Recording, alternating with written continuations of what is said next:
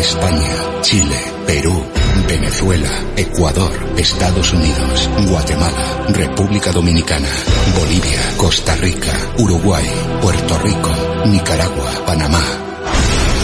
Más de 87 países nos siguen cada día.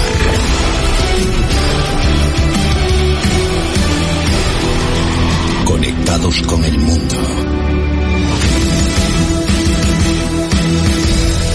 Desde prensamercosur.org presentamos nuestro programa Radio Podcast Enlace Iberoamericano, con base en España y Portugal y con el resto de la comunidad iberoamericana en la Unión Europea. Tendremos puentes de comunicación e integración con personas y temas de nuestro interés. Radio Mercosur y su Enlace Iberoamericano, presentado desde España por Javier Pertierra, se emitirá los jueves en vivo y en directo. Enlace Iberoamericano, que comenzará a las 13 horas en Brasil, Argentina y Uruguay, 12 horas de Bolivia, Paraguay, Chile, Cuba y Venezuela, 11 horas de Colombia, Ecuador y Perú, 10 horas de México y Centroamérica, 18 horas de España. Escucha Enlace Iberoamericano en la radio y podcast Mercosur de www.prensamercosur.org.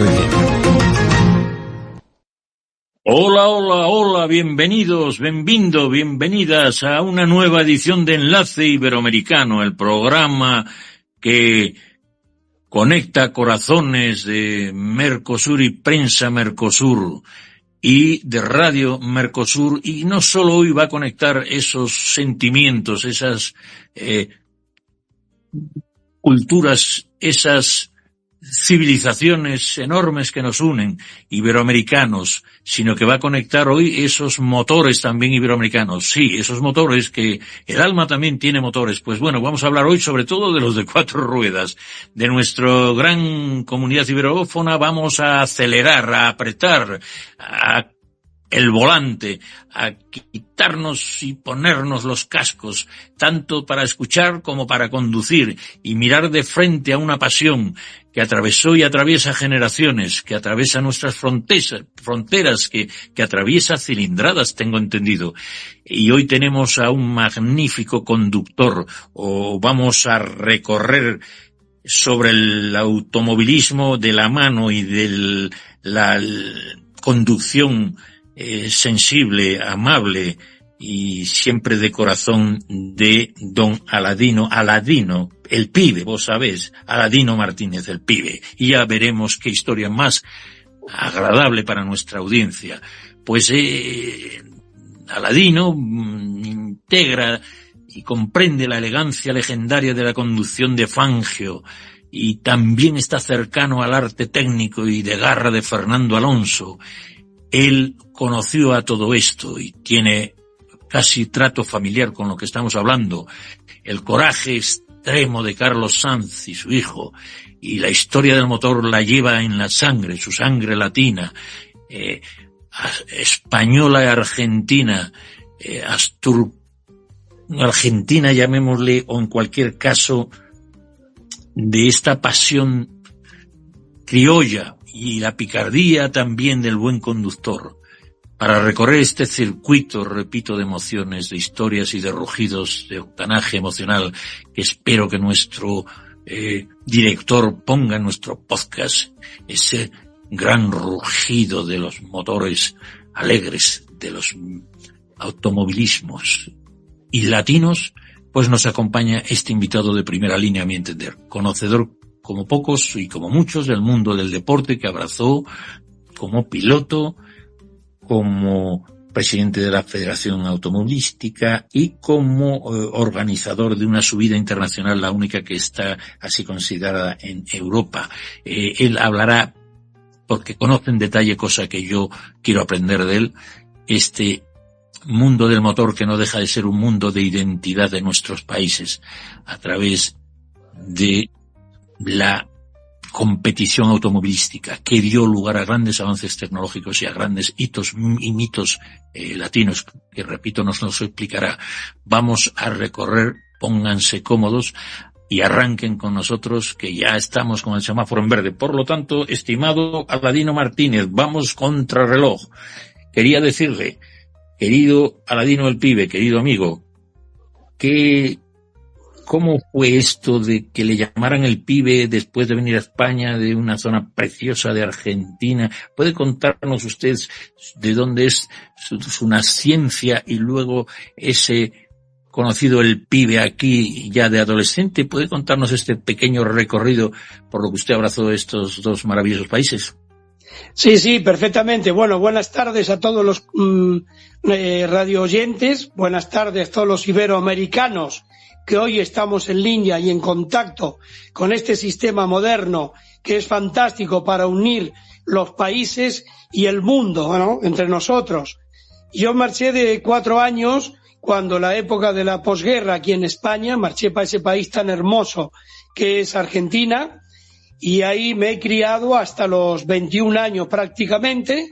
He retornado a España a hacer el servicio militar y aquí he tenido la suerte de casarme con una mujer que ha fallecido hace 2 años, tristemente, y aquí me he dedicado, bueno, yo ya en Argentina, yo hacía mis pinitos robándole el coche a mi padre con los 12 y 14 años, era un adulto con 12 años conduciendo coches y tenía la sangre de gasolina permanente, es decir, que me gustaban tanto los coches que bueno, que era un peligro, no era un peligro en carretera porque nunca me atreví a hacerlo tanto de pocos años, pero sí tenía, en Argentina fue donde cogí, digamos, el gusto al automovilismo.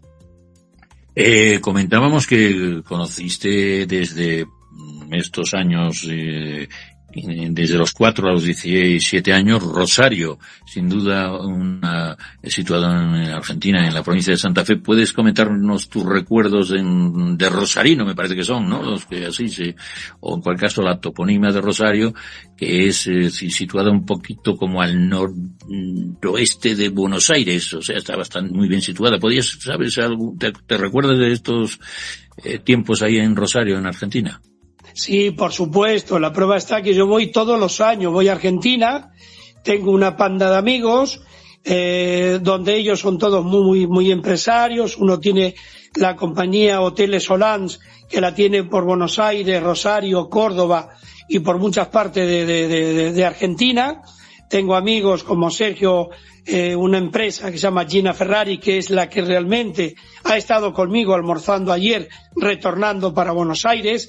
Lito, bueno, Manolo Suárez, que trabajé con su padre Vitalino, que vendíamos zapatos por toda la provincia de Santa Fe. Bueno, nada, así me inicié en mi vida, estudiando. Estuve en un colegio de granja, de hogar granja, que se llama. Lo pasé muy mal, por supuesto. Estuve ahí con mi hermano y después fuimos estudiando algo. No estudiamos grandes carreras, pero sí hemos conocido lo que es la vida permanente, es decir, el conocimiento a las personas, ¿no? Lo mío ha sido más la venta, el contacto con el mundo, y ya me ha gustado siempre, y de hecho me he convertido en vendedor de grandes empresas de Italia, de Maranello, donde está la fábrica Marashi, Cerámica Marazzi. Fui un representante de esa fábrica y bueno, y así empecé. Después empecé en el mundo del motor, corriendo rallies por España. Y así Oye, perdóname, esa pasión, ¿cuál fue el motor de que te sumaras a ese mundo del motor? Yo sé que tienes una vida, pues tremendamente singular. Soy amigo tuyo desde que soy casi un crío. Tienes algunos añitos más, no muchos más que yo, pero quería comentarte que yo te conozco desde niño y que te admiro muchísimo y siempre has sido cariñosísimo y afable eres realmente un personaje muy popular aquí en el norte de España y más sitios. ¿Cuál fue esa? ¿Por qué? Porque sí, de pequeño usabas esos coches y tal, pero ¿qué te motivó a ti porque fuiste, fíjate tú, señores oyentes, fijaros, que 20 años piloto? ¿Cómo te entró esa pasión y cómo fue ese inicio el motor de tu gusto por los motores? Mira, Javier, ayer en Buenos Aires, iba a decir, ayer en Madrid lo comentábamos con varios aficionados al mundo del motor, ¿no? Y se comentaba que en la época mía era la época de los señoritos. Los señoritos significa, no malo entendido, por supuesto, señoritos eran los que realmente, los hijos de los que tenían poder adquisitivo para poder participar en coches. Yo he sido una cosa excepcional, muy distinta a los demás, porque yo tenía, fama no, soy vendedor, he utilizado la venta para poder buscar patrocinadores para mi coche, y mi coche iba empapelado con muchísimas empresas que de ahí podía yo participar en rallies a nivel nacional, ¿no? Quiere decir con esto que yo en aquella época con un 600, que no andaba ni para atrás, ni yo, ni el coche. Continué con un 5000, que tampoco andaba ni para atrás ni para adelante. Después compré un R8 TS a una empresa que se llamaba Bundio Gascón, que con lo cual me ayudaba económicamente para continuar en el mundo del motor. Yo he participado varios rallies, varias subidas, y con ese coche, te estoy hablando del año 68, 69, 70 y 71, con un R8 TS tuve el placer de ganar algunos rallies en aquella época. Con lo cual yo estaba inmensamente feliz porque yo luchaba contra gente de poderío, con Porsches, con coches Alfa Romeos, de todo tipo, ¿no?, de coches. Con lo cual fue una época muy bonita. Digamos que he gastado el poco dinero que tenía en ese momento, yo lo gastaba con los coches, porque era una pasión, pidiendo créditos para salir adelante y entrampiándome permanentemente hasta que compré un R8 Gordini, que es un coche francés con motor de Amadeo Gordini de Montecarlo, que es no me acuerdo ahora mismo, ya me acordaré. Al lado de Mónaco está Amadeo Gordini.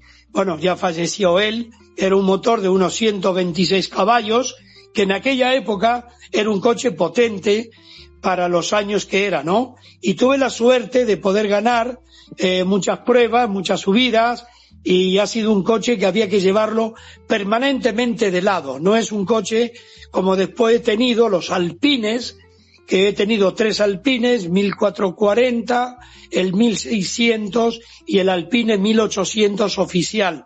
Estamos hablando ya coches que rondando casi los 200 caballos, y ya eran un respeto por los coches, ¿no? Fue una época muy, muy bonita. Después tuve el SEA, que le llamaban, cuando el amigo Antonio Zanini, buen amigo mío, y Salvador Cañellas corrieron el Mundial de Rallys y quedaron campeones de Europa, y corrían el Mundial también con el SEA 2000, que era el coche que en aquella época, preparado por grandes preparadores como Alejandro Burgueño, que era un preparador de Madrid, lográbamos andábamos casi con los 200 caballos.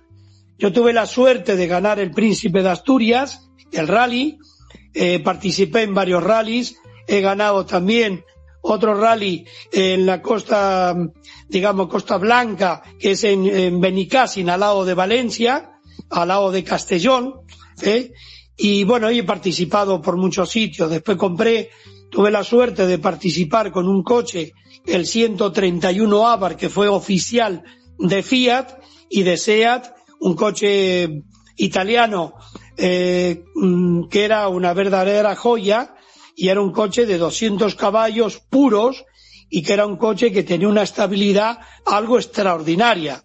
No era un coche de subir vueltas, llegaba a las 6.500 y a partir de ahí ya moría el motor. Pero tenía una cosa muy importante que la gente le da poca importancia. Tiene unos bajos. ¿Qué significa en el argot automovilístico bajos? Que tiene las revoluciones, empieza de muy bajo hacia arriba y tiene una potencia de muy poquito hasta 6.500 y sube con una rapidez impresionante, con la cual en las curvas muy lentas te permite tener marchas lentas y tener una salida imponente de este coche. Después tuve Alpines, que fueron otra maravilla, y me han dado pues verdaderas alegrías. Pero bueno, tuve el 131 Abarth, tuve un Alfa Romeo, bueno, estuve de todo, Javier. Corrí con todos y participé en muchos rallies del Campeonato de España, en Vigo, en Madrid, en muchos sitios. Oye, 20 años de piloto más lo que tú hacías con el coche de tu padre en Rosario. Me imagino que además del coche, que luego volveremos a retomar todo esto, porque tú eres más bien un corredor de rallies y de rallies de tal, yo quería decir a nuestra audiencia que yo, como yo, soy un poco ignorante de este mundo automovilístico, porque, bueno, es muy especialista, pero por otro lado queremos divulgar esto que nos unen, porque curiosamente, estimados oyentes, la palabra rally, traducida, sinceramente, la palabra rally significa reunión, ¿no es así? En inglés sería como, traducido al español, me imagino que sería esa reunión que había inicialmente, o ese encuentro que había de coches, y entonces se le llamaba rally, que ya se ha hispanizado, pero rally estamos de acuerdo que significa un encuentro, reunión en inglés, ¿verdad? Entonces, correcto, Javier, correcto. Pues aquí estamos en este rally, encuentro, reunión iberoamericana, enlace iberoamericano. Por eso creo que tú eres un gran, un conversador y un hombre que siempre es maravilloso reencontrarme contigo. Estos 20 años de piloto, me imagino que esto que decía yo de ignorantes, ¿qué labor tiene ese copiloto que siempre está diciéndole cosas raras al piloto? 4 para arriba, que no sé qué, que bueno la pera. ¿Y cuántos copilotos? ¿Puedes hacer una historia de tus copilotos, con perdón?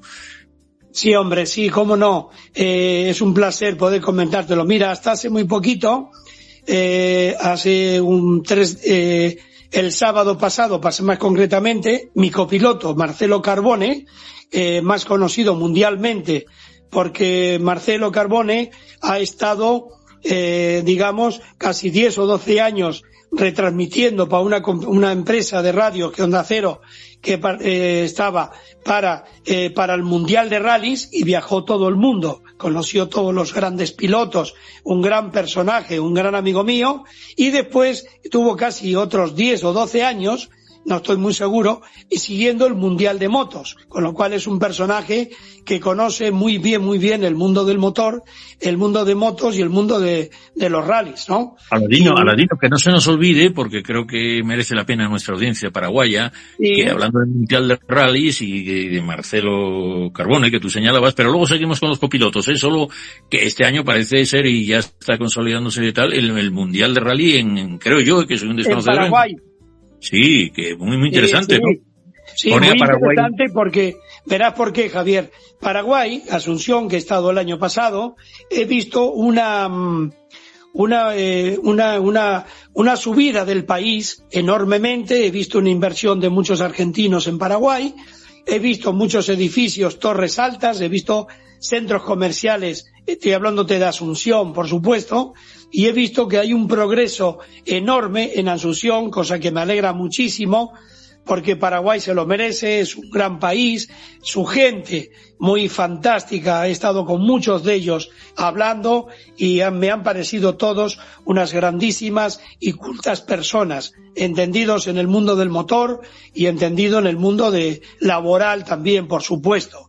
Paraguay va a surgir como ha surgido Uruguay, como ha surgido Punta del Este, que se está construyendo inmensamente muchos grandes edificios. La empresa Tran está haciendo una torre, va a comenzar con otra torre de viviendas, etcétera. Y bueno, quiero decirte que en Uruguay también tiene mucha afición.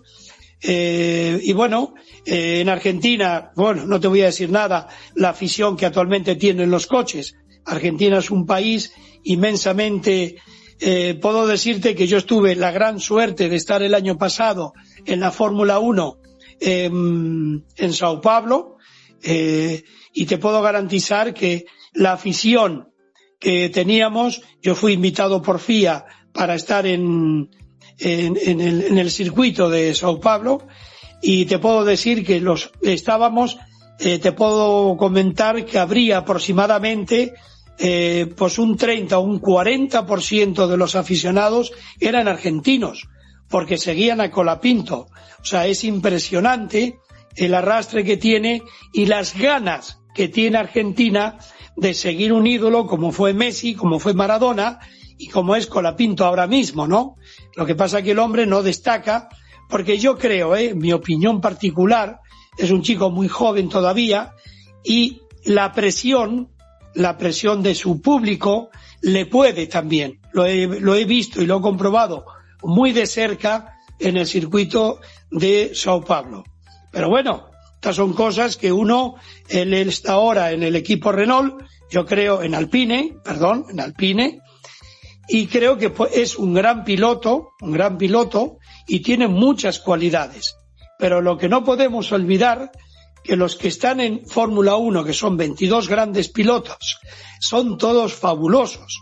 Es que el tener un poco o una mejoría pequeña en su coche, pues significa centésimas, ya no son segundos, porque sería una barbaridad. Con lo cual se juega mucho en la Fórmula 1 las centésimas por cada vuelta que puede dar un coche a la vuelta de un circuito o lo que sea. Es muy difícil destacar en Fórmula 1 y muy difícil el preparar un Fórmula 1, prepararlo para estar en primera línea. Se hay que gastar mucho dinero, se tiene que gastar muchos millones para tener un coche preparado para ser un mundial de rallies y claro, y tener todo eso, primero tienes que demostrar tu cualidad como gran piloto, como así lo demostró Fernando Alonso, cuando yo tuve la suerte desde los 7 años de estar y convivir con él, ¿no? Que eso fue lo mejor que me ha pasado a mí cuando fui yo presidente, ¿no? Es así la realidad, Javier.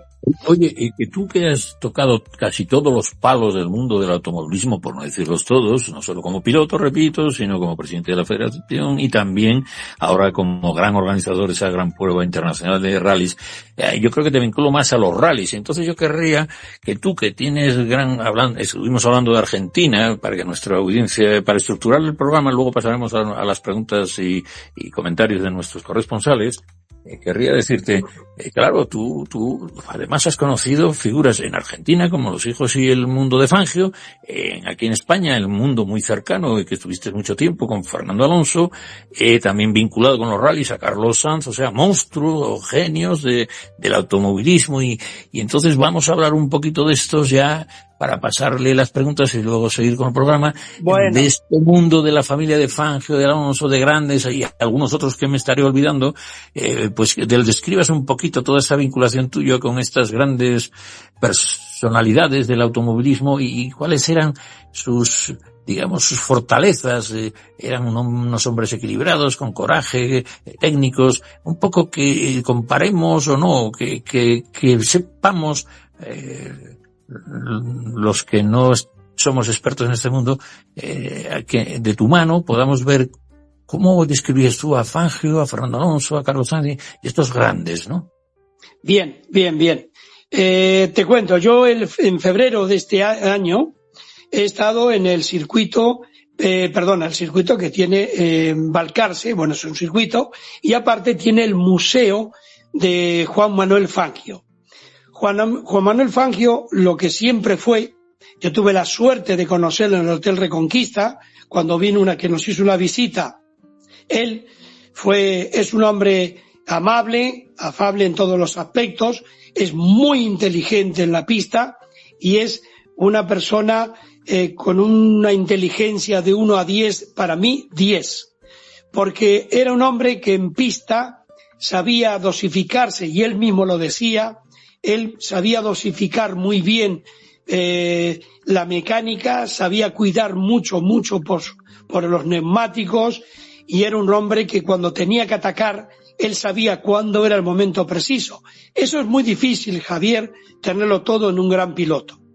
Así conocí a sus hijos, a Oscar, que ha estado aquí en Asturias, y después yo fui a verlo Oscar vive en Mar del Plata. Yo conocí mucho a Rubén Fangio. Rubén Fangio es su hijo, otro de sus hijos, extraordinaria y maravillosa persona.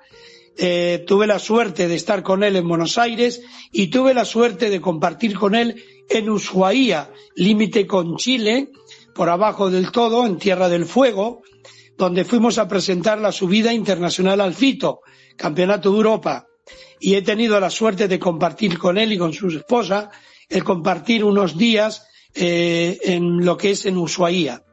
Con respecto a la persona de Fernando Alonso es un piloto terriblemente profesional. Ya de pequeños, a los 7 años, y me permito el lujo de poder decirlo, ya era un niño con ciertas cualidades increíbles. A los 7, 8, 9 años, en los circuitos urbanos que nosotros como federación, gracias también a su padre, que su padre fue el que lo apoyó en todo, el que lo ayudó en todo, y su padre dio todo por su hijo. Hizo un car que lo tiene en el museo, que yo ya visité el museo más de 10 veces. Hay un car hecho por su propio padre, que como anécdota, ese car se lo había hecho para su hermana Lorena. Y Lorena salió médico, por lo tanto no le gustaba el mundo del motor. Y entonces, forzosamente lo tuvo que usar Fernando de pequeñito, y Fernando demostró la gran valía que fue y lo que es hoy actualmente. Aladino, perdóname un segundito, vamos a hacer aquí porque sí. Tú también eres un gran experto en karts y a lo mejor nuestra audiencia, aunque percibe lo que es un kart como iniciación, digamos, a este mundo del automovilismo y del motor, ¿puedes explicarnos un poco? Porque tú también, además de rally, me comentaste que eras muy experto en el mundo de los karts, etcétera. ¿Puedes ver ese paso previo que puede suponer ese relanzamiento del motor que son los karts, o explicarnos a los que no conocemos mucho ese mundo, aunque sí he visitado el museo que queda cerquita de Fernando Alonso, este mundo de los karts solo, y luego seguimos con Fernando Alonso, ¿de acuerdo? Bien. El mundo del kart, digamos que hoy por hoy, a cualquier piloto de Fórmula 1, si le preguntáis, ellos dicen que se inician siempre, creo que en el 99% de los pilotos hoy de Fórmula 1 pasan por la escuela, se llama la escuela de karting, porque el karting le da en la pista, corren en pista, el kart es un cochecito pequeño con ruedas pequeñas, no es un coche de tiene unas revoluciones altísimas, pero se va muy rápido, depende qué tipo de car. Hay car pequeños para niños, se va ascendiendo hasta los 125, y hoy hay ya cambios semiautomáticos y todo. Ya hoy hay car que vuelan por la pista, ¿no? Fernando empezó, como todos los pilotos, repito, todos los grandes pilotos de Fórmula 1, el car es en un circuito que tiene aproximadamente 1,2 kilómetros, que es lo que se permite para ser un campeonato del mundo, y después hay pistas de 800 metros, de 600, de 1000, etcétera, etcétera. El car se inicia en la mayoría de todos los grandes pilotos, es una escuela muy importante a la hora de apoyar el car, a la hora de dirigirlo y a la hora de sentir un coche. El car es el más aproximado a un coche de rallies o de circuitos. Pienso que el car es la escuela ideal o idónea para los pilotos que hoy, o los niños que el día de mañana quieren ser grandes pilotos. Creo con toda honestidad que el car es el coche idóneo para hacer carreras, para iniciarse. Y ya os repito, el car lo habéis visto muchas veces, es un cochecito no, es un car, no se llama coche, es un car, y que no tiene muchos caballos, pero tiene unas revoluciones muy altas y tiene un reprise muy fuerte, y va muy bien para la gente que quiera comenzar. Mira, por ejemplo, yo tuve la suerte que José Luis Alonso, que es su padre de Fernando Alonso, tuve la suerte por parte de él de enseñarme el nuevo circuito indoor. Indoor es donde está dentro, está protegido por la lluvia, no está al exterior, porque en el Museo de Fernando Alonso hay el circuito exterior, que es una pasada de circuito, es muy bonito, un circuito que se ha hecho con todo el cariño, que su padre puso un gran empeño, y Fernando, por supuesto, también, y la gente que tiene alrededor de ellos, han hecho un circuito para ser un mundial de rallies, que tiene una línea de 1.200 metros, con lo cual es un circuito extraordinario. Y ahora ha inaugurado hace muy poco un indoor, que es dentro de como se dice en Argentina, unas naves o unos galpones, ¿vale? Bueno, es una pasada. Yo diría a todas las personas que nos están escuchando que prueben el indoor que ha hecho Fernando, inversión propiamente de Fernando Alonso. Ha hecho creo que me dijo el padre, sobre los 5 millones de euros, que ha costado, una verdadera joya, porque no he visto circuitos de indoor tan impresionantes, tan moderno, con unas luces, súper maravillosos. Yo recomendaría a todos que lo fuerais a ver al museo, por supuesto, que es otra maravilla, los coches que hay dentro, de Senna, de todos. Si te voy a decir que es una maravilla ver el museo, el circuito que lo tiene de karting, que es otra maravilla, y después el indoor, que lo acaban de inaugurar hace exactamente más o menos un mes, y que es una verdadera joya de una institución que es como la Fundación Fernando Alonso. Yo chapó con mayúsculas, porque todo el mundo estamos admirados que en Oviedo tengamos un indoor tan impresionante, tan moderno y tan maravilloso como el esfuerzo que ha hecho Fernando Alonso con su padre, por supuesto, José Luis, que es el que está todo el día ahí permanentemente, y porque le gusta y porque es un aficionado enorme su propio padre. Oye, nos quedó en el tintero digital, que digo yo. Dime.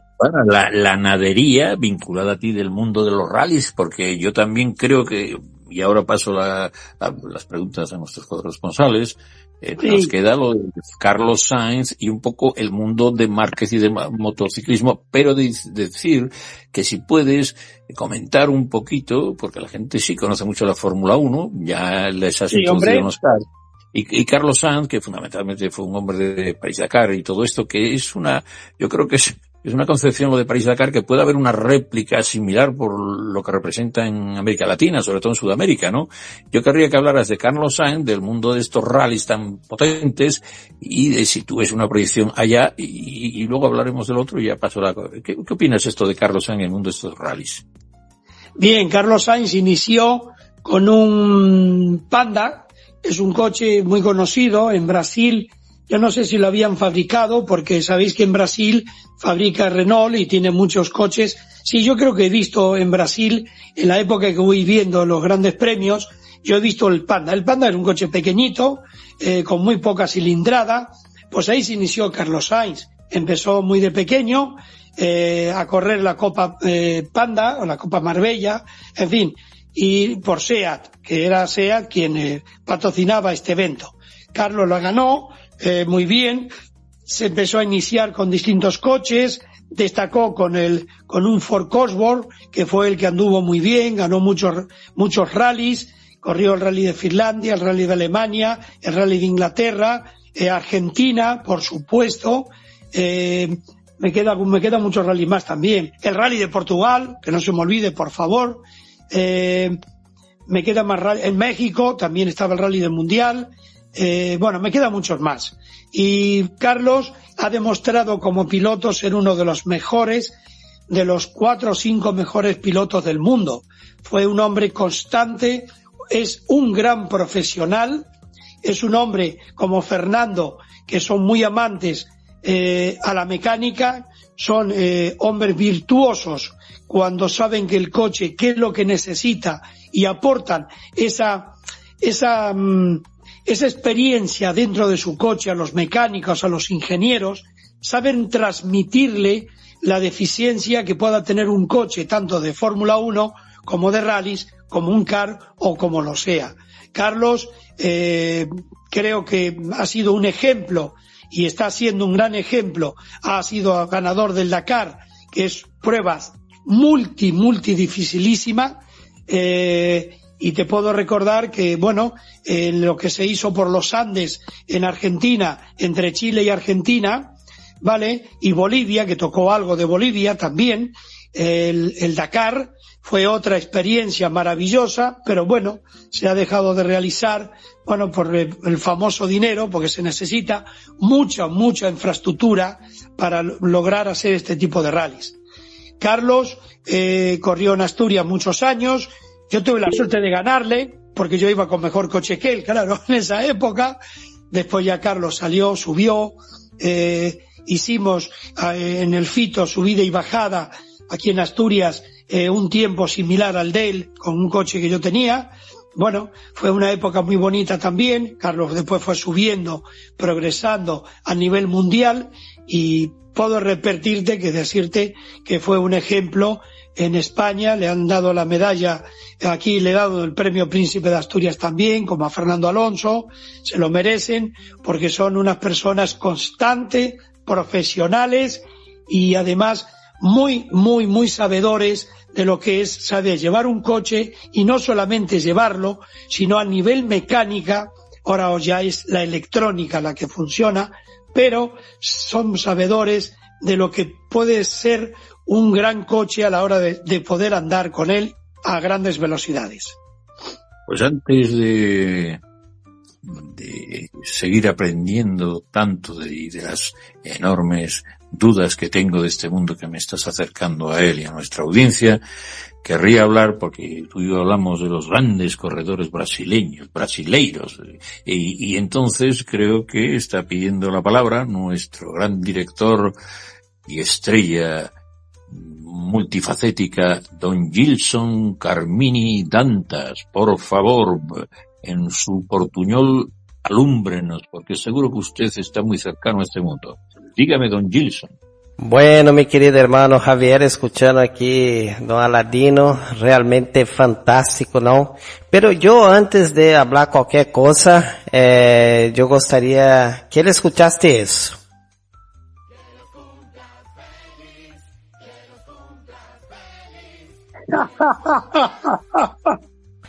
Aladino, que lo cumpla feliz, feliz cumpleaños, ¿no? Sí, cumplí el sábado, cumplí 80 años, a que no lo parezca.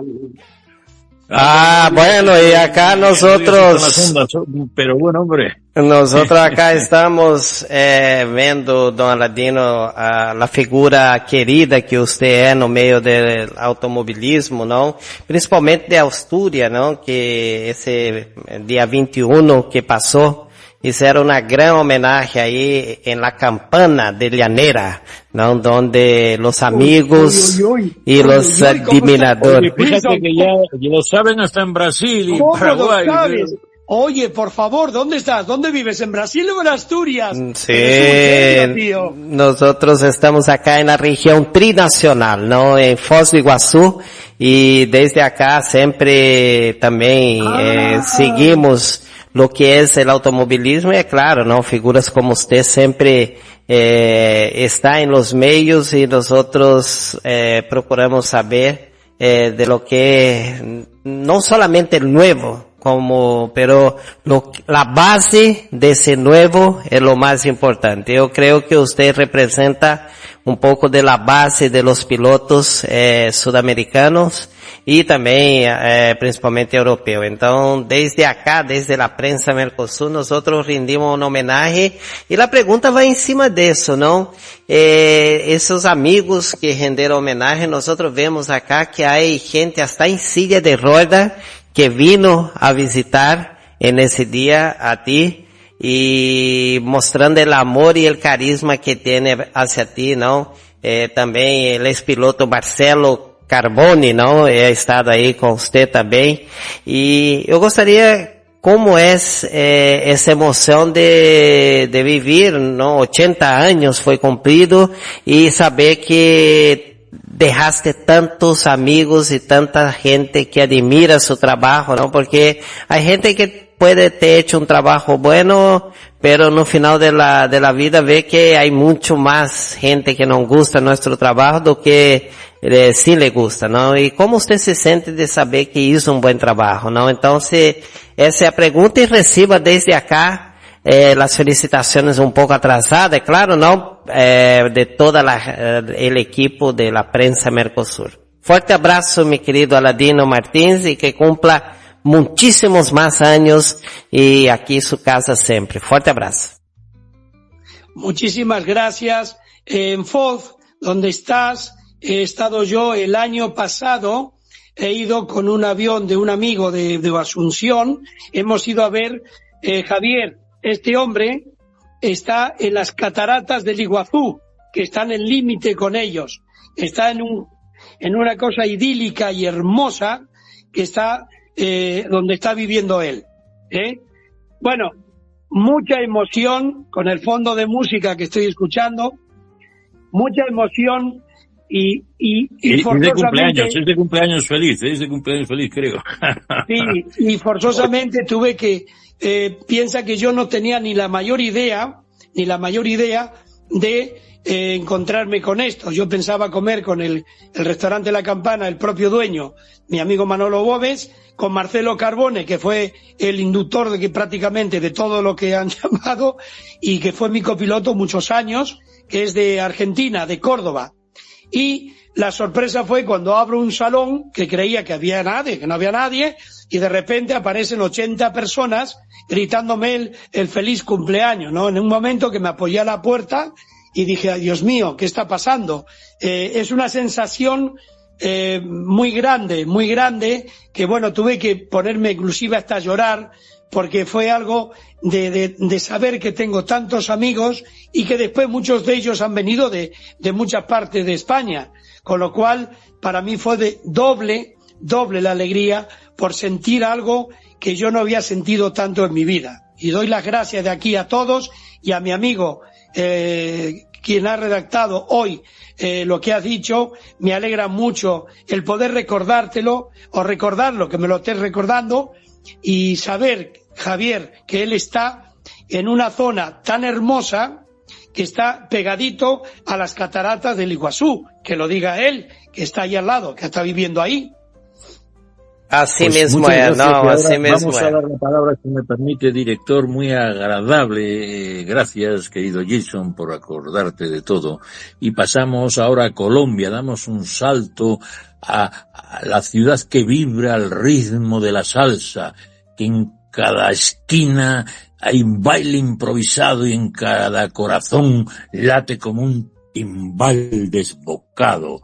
Atiéndeme, Elizabeth Rondón, que te doy la palabra, a esa gente y cálida del trópico, con miradas francas y sonrisos anchos. Yo quiero morir de una baticada de salsa en la cadencia de Cali, porque me voy a pasar ahora a Cáliz, donde el café en las laderas, con los ecos de todo tipo de pájaros que narran tus amaneceres. Y atiéndeme qué poesía te voy a dedicar, porque en Cáliz no solo se vive, ni se canta, ni se sueña. Cáliz es un poema como tú que se mueve, es el espíritu tropical con alma de montaña. Y tú que defiendes al Valle de Cauca, decirte que estás en la joya de ese valle. Cali, dime, Elizabeth Rondón, ¿qué puedes comentar desde tu alma? Hola, gracias, qué lindas palabras. Aquí los esperamos para bailar salsa. Don Aladino, enhorabuena por su cumpleaños y por el éxito en el mundo del automovilismo. Admiro mucho la pasión con la que usted habla sobre su trabajo. Yo siempre he dicho que solo comprende mi locura quien comparte mi pasión. Yo fui parapentista, por tanto amo la altura, amo volar, por eso comprendo su amor por la velocidad. Le tengo dos preguntitas. ¿Cree que el Rally Dakar, que ahora recorre desiertos lejanos, sigue siendo un símbolo para el mundo iberoamericano? Y otra pregunta, ¿hay diferencia entre la afición del motor en España, Argentina, Brasil, México, o el rugido es universal? El rugido es el mismo para todos. Cuéntenos, don Aladino, gusto en saludarnos. Un placer saludarte, Elizabeth, de esa Colombia tan hermosa.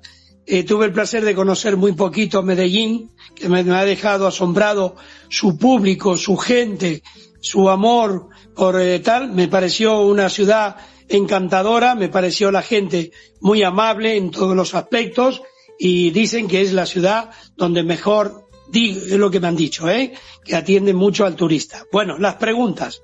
Primero, me preguntabas ya me fui por los cerros de Úbeda y tal.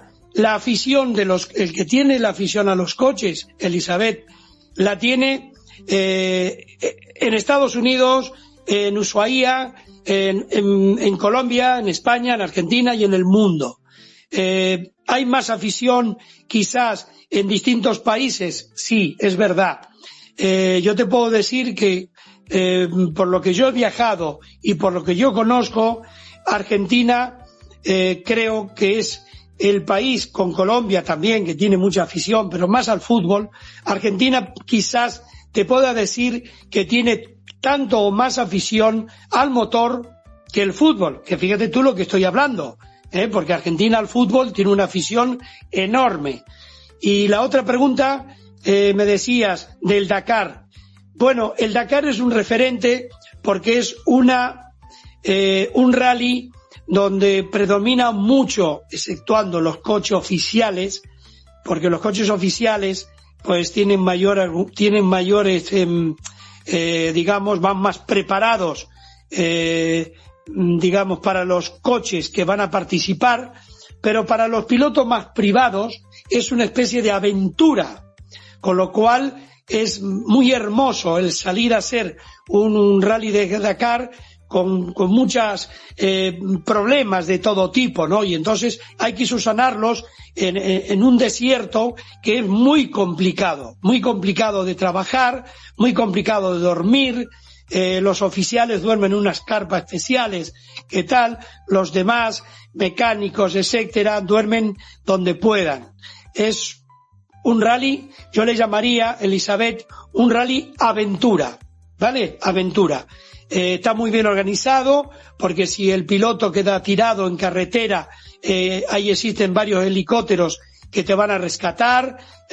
Bueno, muchísimas cosas que se gasta mucho dinero, por eso vale tanto el organizar un tipo de esta característica de rallies, porque realmente tienen muchos efectos para salvaguardar la seguridad, sobre todo del piloto y copiloto que esté participando ahí. Con lo cual es una aventura el Rally Dakar, y yo creo que va a seguir, si no lo profesionaliza mucho, puede ser un rally de aventura que todo el mundo le gusta ir y participar. Pues muchas gracias y damos Gracias, don Aladín, excelente respuesta, Dios me lo bendiga. A ti, Elizabeth, a ti, un beso grande de esta Asturias, que a ver si vienes algún día a visitarnos, que aquí estaremos, tanto Javier como yo, invitarte con todo el cariño y con todo lo que se merece un personaje como ti aquí, ¿correcto? Gracias, Elizabeth Rondón, una gran profesional del mundo de la psicología, etcétera. Y ahora damos otro saltito, repito, querida audiencia, porque estamos en directo, como ustedes saben, y vivitos y coleandos pues fíjese usted, vamos al corazón costero del Pacífico, a hablar y escuchar, como decimos aquí, con la embajadora de la palabra, de la perla del Pacífico, esa perla que nunca se oculta porque es el lugar donde el sol pinta dorado las tardes y esas noches que florecen con trova. Es una ciudad que no pide permiso para brillar como nuestra estrella guayaquileña. ¡Madre de Dios, qué maravilla! Roma Moreira, señor. Pero además no solo eso, sino que ha tenido homenajes en Argentina hace poco, que debe de recordarlo aquí nuestra doñita. Por favor, se lo digo en serio, porque estamos hablando con un argentino de corazón y un español también, yo creo que más de cabeza, porque siempre le hemos llamado aquí Aladino el pibe, y hablaré yo de que Aladino no solo para él, la lámpara de Aladino, de nuestro pibe, es un coche de rallies. Él sabe sacar el genio a esos coches. Era un magnífico. Yo era un crío. Él es un poquito mayor que yo ya soy mayuco, como decimos aquí, pero él me dio a descubrir sobre todo la amabilidad, el cariño y su sonrisa. Sinceramente lo digo, y él lo sabe, no estoy haciendo la pelota. Pues ahí estamos en Guayaquil, la perla del Pacífico ecuatoriano, y que reposa junto a ese río que solo despierta cuando nuestra Roma Moreira lo acaricia. Bueno, un gusto, buenos días, buenas tardes, desde acá, desde la perla del Pacífico, Guayaquil, Ecuador, pues los saludamos, estamos felices de poder estar aquí otra vez. Bueno, estaba organizando el primer encuentro latinoamericano de poetas que se realizó aquí en Guayaquil. Terminamos el día domingo, así que estoy de vuelta aquí en Prensa Mercosur. Un gusto, mi querido Aladino Martínez. Una de las anécdotas con este nombre tan bello aquí en Ecuador, cuando decimos Aladino, todo el mundo sonríe, porque tenemos un cantante muy lindo en el sentido de que es muy salseroso, así, muy contento cuando canta. Entonces la gente, siempre que dice Aladino, es alegría, es emoción, y bueno, ese es un personaje Roma, que tenemos aquí, acá. Perdóname, Roma, aquí tenemos que decir, y nos pasa lo mismo, nos arranca una sonrisa decir Aladino, pero tiene que tener el apellido pibe. Sí, también, pero cuando aquí dices Aladino, el pibe, eso ya todo el mundo sonríe. Quiero decirte, es igual que en Ecuador, sí. Pero aquí hay que poner el pibe de apellido. Acá con el pibe, pues bueno, decimos Aladino y le ponemos rueda y adrenalina y todo. Bueno, bienvenido, un gusto saludarlo. Aparte que mañana celebramos acá en Guayaquil los 490 años de fundación de nuestra bella ciudad, así que son bienvenidos usted, Aladino, para que nos pueda deleitar y ver si es que en algún momento nos puede visitar y conocer nuestra perla. Una de las preguntas que quiero hacerle es: ¿ves posible que algún país iberoamericano, Colombia, Ecuador, se considere como sede internacional del motociclismo o rally? Esa es mi pregunta. Un gusto. Vale, oye, Romina, un fuerte abrazo, mi amor. Gracias. Y muchas gracias por tus palabras, y te agradezco mucho todo el encanto que sobresale de tu persona. Mira, aquí el automovilismo es el deporte, como el fútbol, que mueve dinero. El tener un circuito importante, como por ejemplo, te voy a dar un ejemplo. El Autódromo de Buenos Aires, yo recientemente estuve en Brasil, en noviembre, en el Gran Premio de Fórmula 1, y tuve la suerte de compartir con el presidente del Automóvil Club Argentino. Compartí con su padre y ahora está su hijo.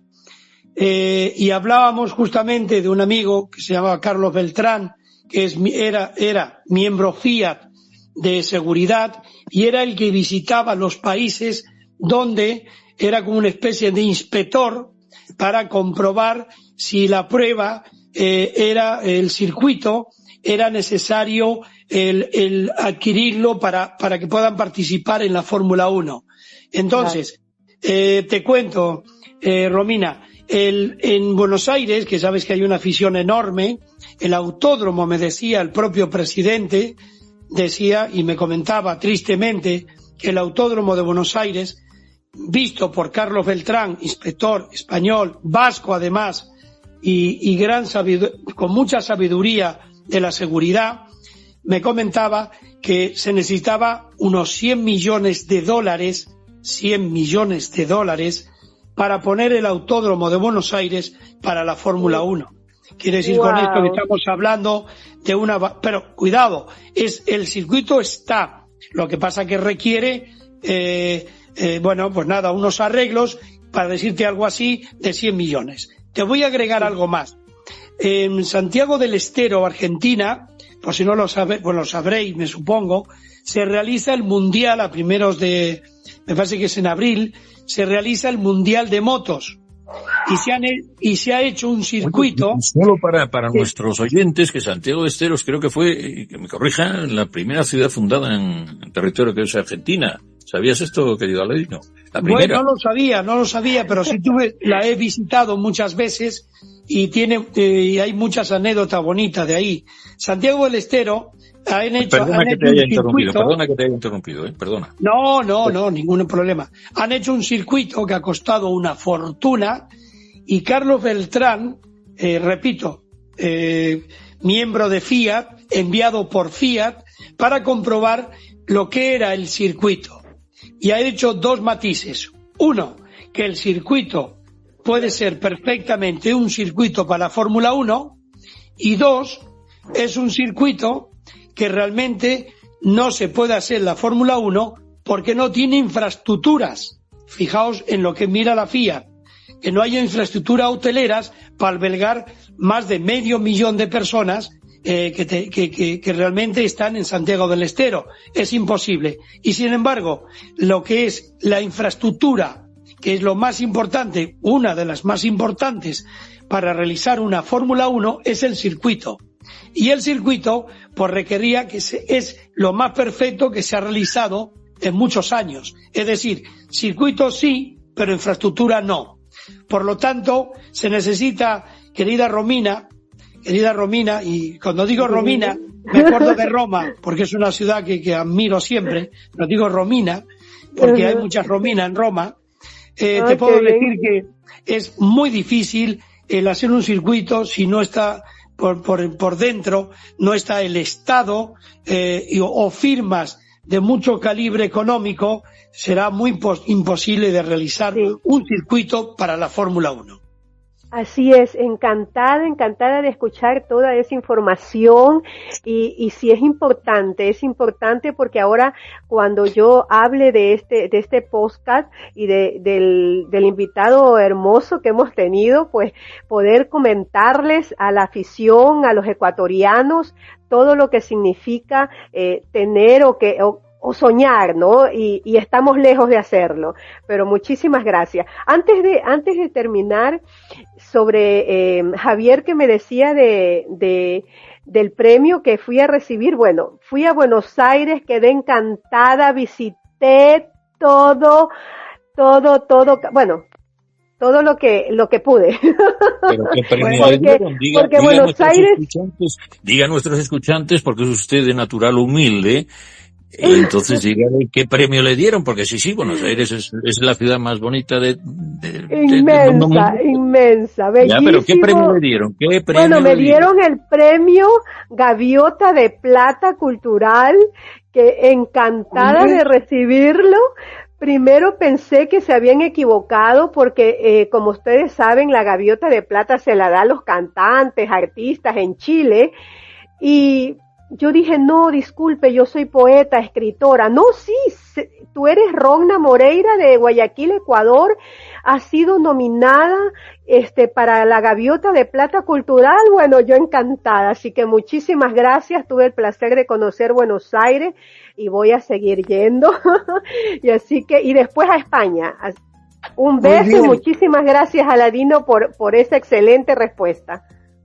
Romina, Buenos Aires es una ciudad encantadora, porque es una ciudad que alberga todavía la época aquella donde fueron los famosos arquitectos a hacer esas casas tan potentes que tienes en la Avenida de Mayo, en el propio centro de Buenos Aires, que son unas joyas arquitectónicas y que aunque pasemos del deporte, pasemos a la arquitectura, Buenos Aires sigue siendo una grandísima ciudad. Yo la he visto muy bien este año. Yo voy todos los años. He estado almorzando ayer. He estado almorzando con unos amigos que llegaban hoy a Buenos Aires, también que son de Buenos Aires ellos.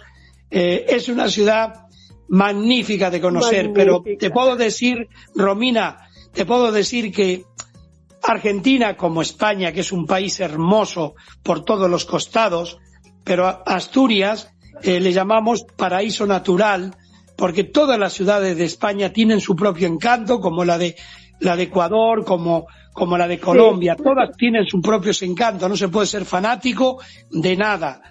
Así es. Pero Argentina, Romina, tiene desde Ushuaia a lo que es Tartagal, provincia de Salta, Catamarca, Tucumán, Santiago del Estero, Formosa, Misiones, todo lo que es la parte de la costa, Mar del Plata, Miramar, Villa Gesell, todo, La Pampa, Córdoba, Rosario, Entre Ríos, la República, como le llaman algunos, la República de Corrientes. Argentina es hermosa por donde se vea.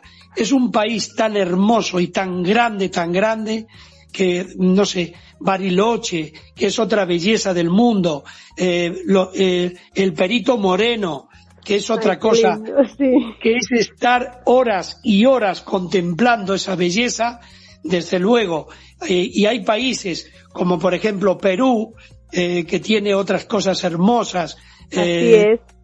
Bueno, todo, igual que Ecuador, que tiene las bellezas también. Tenemos aquí a un argentino que tiene que comentarle algunas cosas, un bonaerense que también tiene la nacionalidad española, que se llama don Hernán Sabater. Bueno, dígame, muchísimas gracias. Hernán. Gracias, Romina, adiós. R-O-M-N-A, Romna. Te hago reír seguro a Gilson. Bueno, pues nada, que tenemos aquí a un muchas preguntas en el tintero. Roma, sí, mira cómo me hace rabia mi director. Don Hernán, por favor, dígame usted algo desde, me imagino, en Buenos Aires. Hola, muy buenas tardes, Saladino, un gusto saludarte desde Buenos Aires.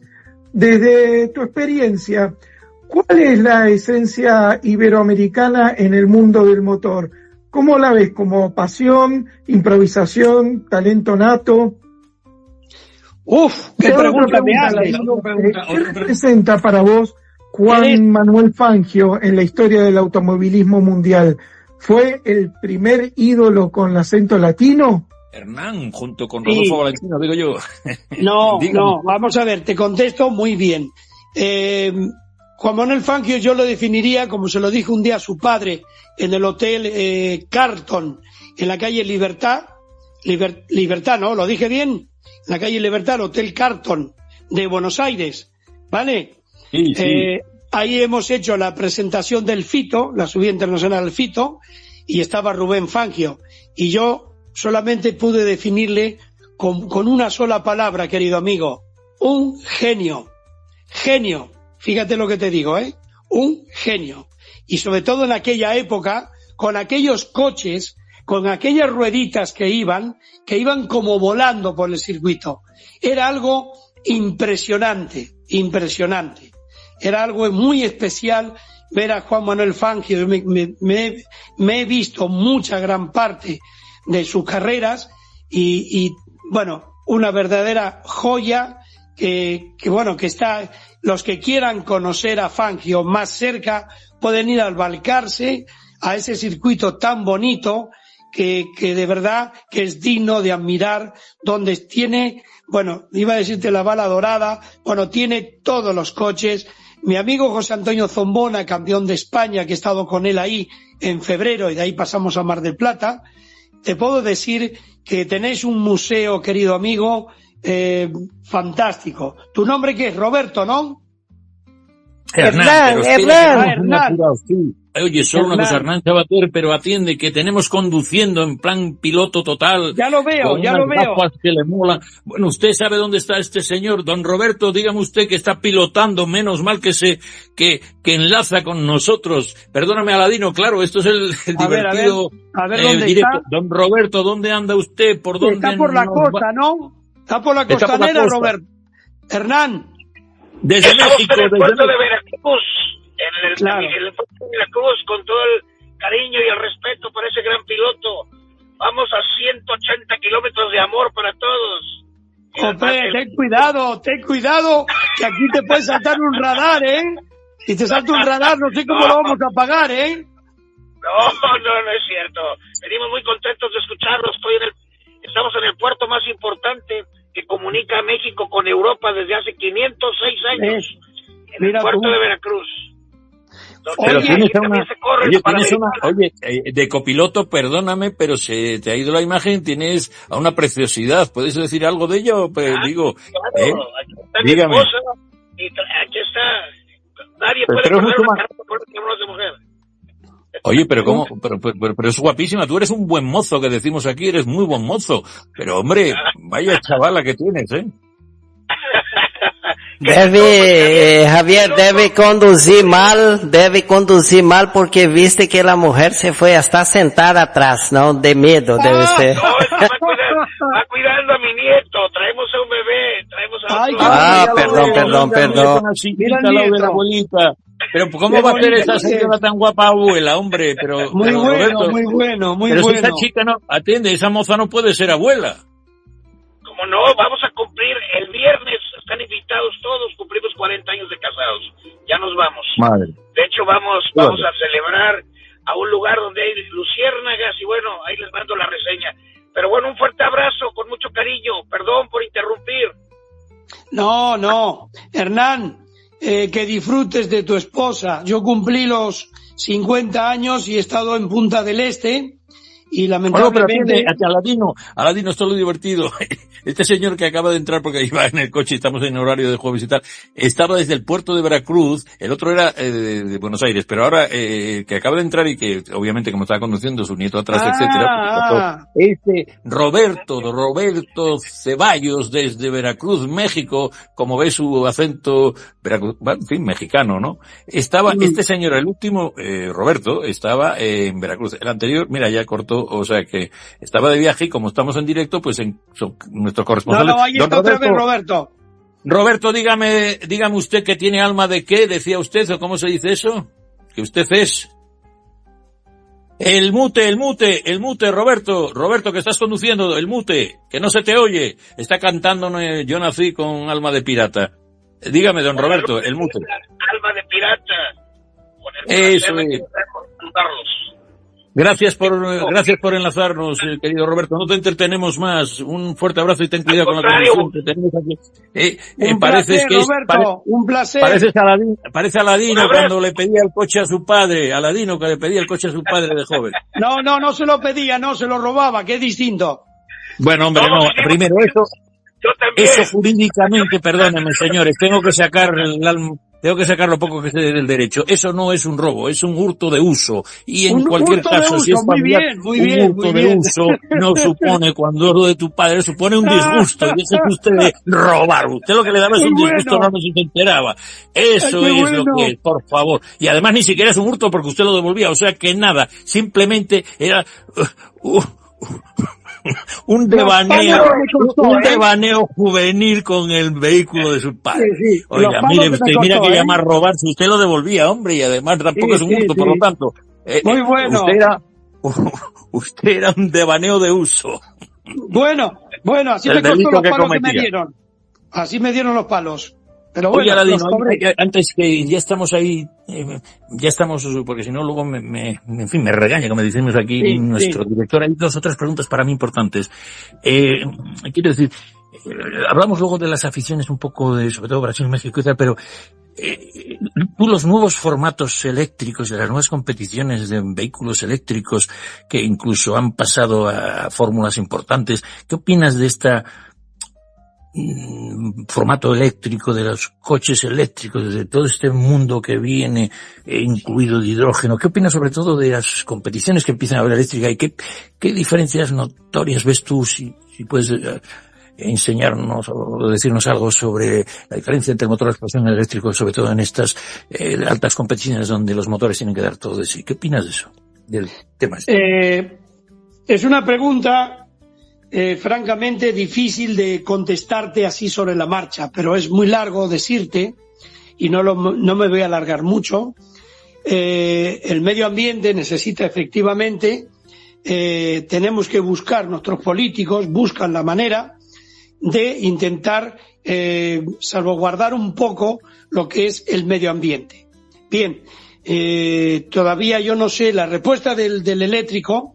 A mí particularmente tengo que decirte que no me gusta, no soy amante al eléctrico, pero puedo decirte que si fuera tan fácil el poder andar con el coche, el hacer los 100.000 kilómetros y no diese ningún tipo de problemas, sería un éxito rotundo. Pero el problema es que las baterías, lo que es el consumo de esas baterías después, van a ocupar un sitio en dónde y en qué parte del mundo la vamos a encajar. Es decir, que vamos a tener unos buenos años con un coche eléctrico que no va a contaminar, hipotéticamente, cuidado, que se han hecho pruebas que también contaminan, y dónde metemos después, una vez que la batería se haga hecho mayor, vieja, ¿dónde la metemos? Creo que ese es el gran problema que se está planteando hoy muchos de los fabricantes. No lo sé en qué va a acabar. Yo, si te digo la verdad, España no es tan positiva con el eléctrico. La prueba está de las ventas que hay en España son muy mínimas del eléctrico, pero habrá otros países que sí, porque lo necesitan mucho, sobre todo como desplazamiento al trabajo, ¿no? Y entonces, si uno vive a 30 o 40 o 50 o 60 kilómetros, bueno, en las grandes ciudades, por ejemplo, el desplazarse, el hacer ida y vuelta con un eléctrico es una maravilla, porque no consume, no gasta nada, lo que pasa es que después tendrás que llegar a casa, volver a cargar otra vez, etcétera, etcétera. Pero es una cosa importante. Lo que pasa es que después mi problema y mi preocupación es si un hombre que ha comprado, mujer o hombre, quien sea, ha comprado un vehículo eléctrico y tiene problemas con la batería, ¿cómo y cuánto vale una batería que vale casi la mitad del coche? Con lo cual no deja de ser tan económico. ¿Y dónde vamos a colocar las baterías? Esa es la pregunta que yo hago para la gente que mira y me gusta que miren por nuestro medio ambiente, porque es una manera de vivir en salud y en todo. Lo veo francamente difícil. Es un problema de ingeniería y de estudio que no sabemos lo que va a pasar. Para ir finalizando, y muy agradecido, si hay alguno que tenga alguna pregunta que puede levantar la mano virtual, yo quisiera decir que hay grandes sagas de como tú llamas, de corredores o pilotos mejor, por ejemplo, los brasileiros como Ayrton Senna, que tú comentabas algo de Senna, Ayrton Senna, que era que tú conociste a Fernando Alonso, y que él parece ser que según tu versión pues tenía gran admiración, también el Barrichello y todo este mundo también, un poco Brasil y el mundo mexicano con Checo Pérez y tal. ¿Cómo están estas generaciones pasadas y actuales del mundo brasileño? Por eso, y si quieres comentas lo de Ayrton Senna, y un poco el mundo, digamos, del automovilismo en Iberoamérica, así una abuela pluma, ¿no? O si me apuras a vista de pájaro. Bien, yo tuve la suerte de estar, bueno, es la quinta vez que voy a Sao Paulo. Yo me hospedo, mi amigo lo conocerá, en el Hotel El Meliá, en la Avenida Paulista. Siempre voy ahí. Y he estado con Fittipaldi, con Emerson Fittipaldi, que es un ejemplo vivo de lo que es el gran piloto en aquella época. Hoy en Iberoamérica, cambiando un poco el tercio, en Iberoamérica hay muchos grandes pilotos, existen muchos los rallies de tierra, los turismo carretera, que son los que dan una gran escuela a los grandes pilotos del mundial, y creo que, como bien decía Romina y decía también Elizabeth, para hacer un buen rally del mundial, porque yo sé que tanto en Ecuador como en Colombia hay muchos rallies de tierra, muchos rallies que lo organizan muy bien, pero claro, sí lo hay en México, pero falta lo que es el nivel económico, porque es para hacer un rally de mundial también se necesita mucho dinero, muchos sponsors, pero tiene capacidad. Iberoamérica tiene capacidad porque es enorme para hacer rallies de tierra, para hacer de todo, porque son muchos países hermosos que yo recomiendo a mucha gente que los visite porque son dignos de ver. Y en Brasil, hablando de Brasil, Brasil me gustó mucho la ciudad de Sao Paulo, que es la sexta vez que la visito, sobre todo la parte céntrica, la parte bonita, esos parques que tiene tan enormes, están edificando.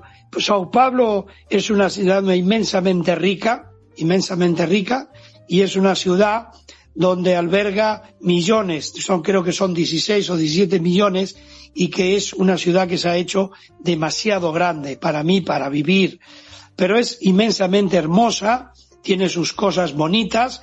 Y bueno, Brasil, yo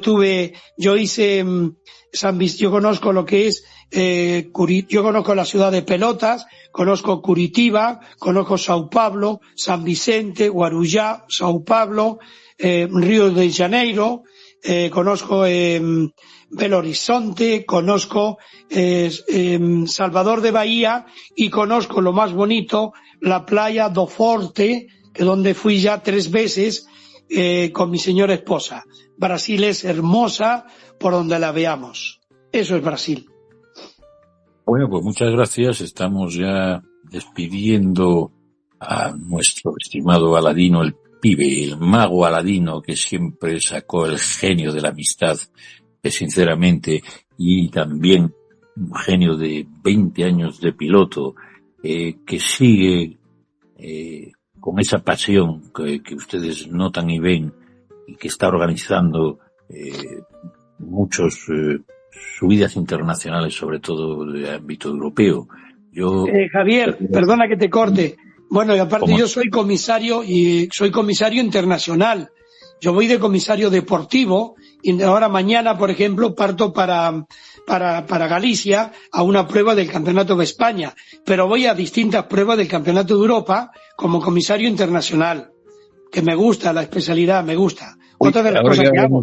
¿Qué tal esa unidad en el deporte y tal que supone la Unión Europea? ¿Notas que porque tú y yo llevamos una temporadita en este mundo, hemos visto la transición en España, el ingreso en el mercado común previo, luego fue el euro? ¿Cómo ves ese desarrollo y esa integración con la Unión Europea en este deportismo? Me imagino que tú notarás esto como comisario, ¿no? ¿Cómo ves este mundo deportivo europeo de pruebas? Por ejemplo, esta que tenemos por las regionales, que son subidas que solo puntúan para el Campeonato de Europa. ¿Cómo ves todo ese mundo? ¿Se está acercando bien? Sí, yo soy uno de los que defiendo, está bien organizada, son países, está Polonia, tienes Polonia, Italia, Francia, España, Portugal, me quedan más, Eslovenia, Eslovaquia, países bonitos también de visitar porque son muy buenos, muy bonitos, Austria, es decir, Alemania, son, en total, Francia, me parece que me olvidaba, tiene en total 12 pruebas, se organizan muy bien, estamos muy unidos a lo que es el Campeonato de Europa, y estamos muy contentos con la Unión Europea porque podemos seguir trabajando y haciendo cosas, porque nos une a todos por unas pruebas que realizamos en distintos países de Europa. Pues muy bien, yo creo que va siendo hora de que despidamos este programa de verdaderos tramos y certero piloto que eres de la amistad, sinceramente, y tu paso por este enlace iberoamericano es como un rally, como una reunión que no has tenido nada más que un buen humor, afabilidad conmigo, gracias por tu acogida, también a Prensa Mercosur y al Enlace Sudamericano, que hoy lo tendremos por la noche y que va a ser un magnífico programa, nuestro podcast hermano. Bueno, pues no nos dejaste derrapes de tu sabiduría y anécdotas sin freno casi. Aceleraste desde joven y este ingenio que siempre has tenido. Ahora me imagino que con estas edades utilizaremos más el GPS, ¿no? Tu motor de afabilidad, siempre te lo tengo que decir. Te conocí, ¿qué edad tendría yo cuando te conocí, querido Aladino? Uy, tendrías, no sé si más de 17, 18 no lo tendrías, o menos. No, menos, menos. Sí, claro, debía tener 12 o 13. 14. Menos. Cuando andabas por ahí, si todavía en aquella época, me acuerdo, ¿no tenía tu padre el restaurante todavía en aquella época? El Cervantes, sí, claro. Claro, Primero. claro. Estabas por ahí Pues con tu hermano, Claro. Alguna vez os peleabais de vez en cuando, pero como tú eras más serio que él, pues le dejabas a él que hiciera las chichirradas y todas esas cosas. Hombre, que el pequeño tiene que aprender y seguir las ¿sabes? El primero tiene que abrir la brecha. En cualquier caso, desde 13 años, 14 o 12, y siempre, oye, te he visto increíblemente con una sonrisa y con una afabilidad conmigo. Vamos, maravilloso, ¿eh? Entonces, siempre, yo decirte que sigas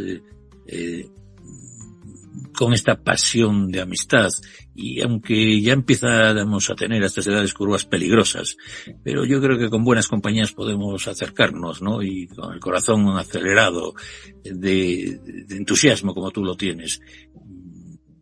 Sí, no sé. Muchas gracias, Javier. Y bueno, me gustaría después, más adelante, sin prisa, tener los teléfonos del amigo de la Foz ahí, el director del programa. Me gustaría tener el teléfono de Romina después, de Elizabeth y tal, porque algún día les puedo pegar una sorpresa y aparecer por su país para poder tomar un café o almorzar juntos. Eso, y al amigo Roberto, un gusto. Y me falta el otro argentino. ¿Cómo era el argentino? ¿Cómo se llamaba? Hernán. Estaba por ahí también. En cualquier caso, claro, tú has cruzado muchas metas y has cruzado muchas veces el océano, ¿verdad? Por supuesto. Pues, yo me voy ahora a esta prueba de aquí y en septiembre me voy para Bakú. Bakú en la Fórmula 1, que va a ser en Bakú. En Afganistán, casi nada, ¿no? Un poco lejos, ¿no? Vaya. Un poquito, voy, ¿no? Mira, hoy me confirmaron los billetes ya, para más allá. O sea que para allá voy invitado. Pues seguiremos en línea, hablaremos alguna vez o haremos una tertulia. En cualquier caso, gracias, y no habrá nunca ni bandera negra, ni de cuadros, ni nada contigo. Siempre hay ningún adiós. Nos vemos en la próxima recta. Y un beso a todo ese equipo maravilloso, Javier, a todos. Oye, un beso a todos. Desde el retrovisor casi de mi infancia, yo decirte que viendo tu trayectoria, eres una gran persona, y aquí intentamos que seamos reflejos de humanidad. Yo solo decirte que como gran maestro del motor iberoamericano te estoy muy agradecido, y que tenemos una identidad compartida, y aquí siempre te has sido el pibe, por algo será, y por lo tanto tú eres un puente, un enlace como pibe que eres. Siempre joven. Y te quiere mucho. Si hay alguien que quiera decir algo, si no, yo digo hasta la próxima, amigos. ¡Feliz cumpleaños atrasado y bienvenido a la Perla del Pacífico! Gracias. Un abrazo desde Brasil, desde Foz de Iguazú, mi querido hermano. Un abrazo, aquí te esperamos. Vaya belleza las cataratas, qué bonitas están. Está lloviendo hoy acá, está con la vazante de agua muy fuerte porque hay una lluvia fuerte, entonces más bella que nunca. Qué bello, es precioso todo aquello. Estuve el año pasado por ahí y fue una belleza. Quiero conocer todos los países de todo habla hispana y tengo ganas de conocer a todo antes de que yo me pueda ir para otro mundo.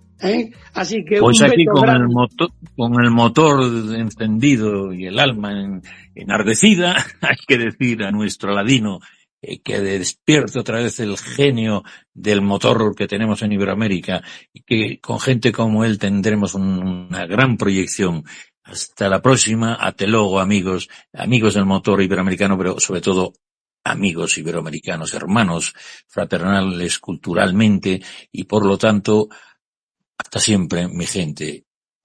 Desde prensamercosur.org presentamos nuestro programa Radio Podcast Enlace Iberoamericano, con base en España y Portugal y con el resto de la comunidad iberoamericana en la Unión Europea. Tendremos puentes de comunicación e integración con personas y temas de nuestro interés. Radio Mercosur y su Enlace Iberoamericano, presentado desde España por Javier Pertierra, se emitirá los jueves en vivo y en directo. Enlace Iberoamericano, que comenzará a las 13 horas en Brasil, Argentina y Uruguay. 12 horas de Bolivia, Paraguay, Chile, Cuba y Venezuela, 11 horas de Colombia, Ecuador y Perú, 10 horas de México y Centroamérica, 18 horas de España. Escucha Enlace Iberoamericano en la radio y podcast Mercosur de www.prensamercosur.org.